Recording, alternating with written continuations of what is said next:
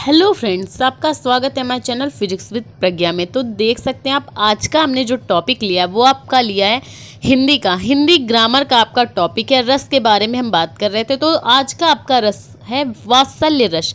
क्या होता है वात्सल्य रस, कैसे दे सकते हैं इसकी डेफिनेशन, इसका एग्जाम्पल कैसा होगा, आप इसका स्पष्टीकरण कैसे देंगे, सब कुछ आज हम इस वीडियो में बात करेंगे। ठीक है, तो देख सकते हैं आप, वात्सल्य रस का स्थायी भाव होता है वात्सल्य। ठीक है, इसका स्थायी भाव वात्सल्य होता है। ठीक, अब इस स्थायी भाव के माध्यम से आप डेफिनेशन कैसे बनाएंगे तो वो देख लेते हैं।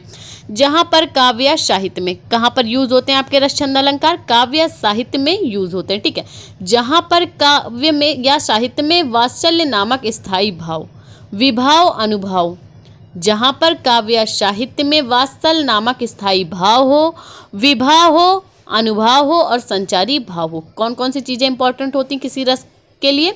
स्थायी भाव, विभाव, अनुभव और संचारी भाव। ये जब चार चीज़ मिल जाती हैं और जो रचना इनके माध्यम से प्रस्तुत होती है, संयोग से जो रस बनता है, जो रस रूप में परिणित होता है, इन चारों चीज़ों के यूज से वहाँ पर क्या होता है, वात्सल्य रस होता है। ठीक है, वहाँ पे कोई भी रस बन सकता है। लेकिन अगर स्थायी भाव, इसका जैसे वात्सल्य हो गया, किसी का उत्साह है, किसी का कुछ, तो ऐसे ही होता है। ठीक है, जहाँ पर काव्य या साहित्य में वात्सल्य नामक स्थायी भाव हो, विभाव हो, अनुभाव हो और संचारी भाव हो, इनके संयोग से जो रस बनता है, जो रस रूप में परिणित होता है, वहाँ पर क्या होता है आपका वात्सल्य रस होता है। ठीक है, क्योंकि इसका स्थायी भाव क्या है, वात्सल्य, तो वहाँ पर क्या होगा, इन चारों चीज़ों के संयोग से वात्सल्य रस बनेगा। ठीक है, तो ये वात्सल्य रस की डेफिनेशन थी।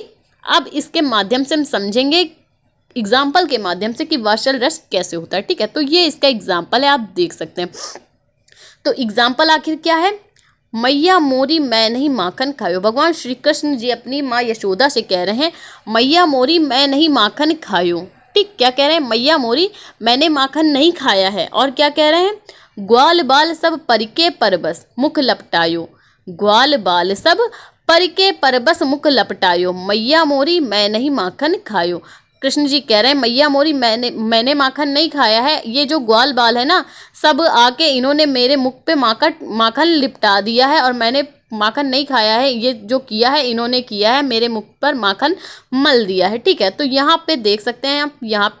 और दूसरा एग्जाम्पल जो इसका है, ठुमक चलत रामचंद्र बाजत पैजनिया। ठुमक चलत रामचंद्र बाजत पैजनिया। जब भगवान श्री रामचंद्र जी बहुत छोटे थे तो उनके जो पैरों में पैजनिया थी, जब वो चल रहे थे तो उनका मनोहारी रूप देखकर माता कौशल्या जी मुस्कुरा रही थी मन मन। अब स्पष्टीकरण के माध्यम से समझते हैं कि इसमें कैसे वात्सल्य रस है। इसका स्थायी भाव वात्सल्य, क्योंकि जो भगवान श्री कृष्ण जी हैं उन भाई वो तुतला के बता रहे थे तो माता यशोदा को बहुत अच्छा लग रहा था। ठीक है, तो इसका स्थायी भाव क्या हो जाएगा, वात्सल्य हो जाएगा। अब विभाव की बात करें कि इसका विभाव क्या होगा।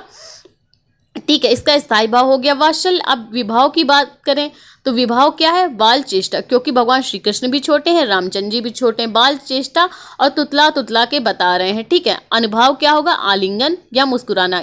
जब ऐसा कहते हैं, रामचंद्र जी जब चलते हैं तो उनकी माता क्या करती है, उनको कभी कभी गोद में ले लेती हैं और माँ यशोदा भगवान श्री कृष्ण के ऐसे रूप को देखकर मुस्कुराती हैं। ठीक, संचारी भाव होगा मोह, ममता और हर्ष। ठीक है, स्थायी भाव वात्सल्य हो गया, विभाव बाल चेष्टा तुतलाना, अनुभाव आलिंगन मुस्कुराना, संचारी भाव मोह, ममता, हर्ष हो गया। तो ये था इसकी डेफिनेशन, एग्जाम्पल और इसका स्पष्टीकरण। तो भाई अगर आपको वीडियो ज़रा सा भी अच्छा लगता है तो प्लीज़ वीडियो को लाइक और हमारे चैनल को सब्सक्राइब करें।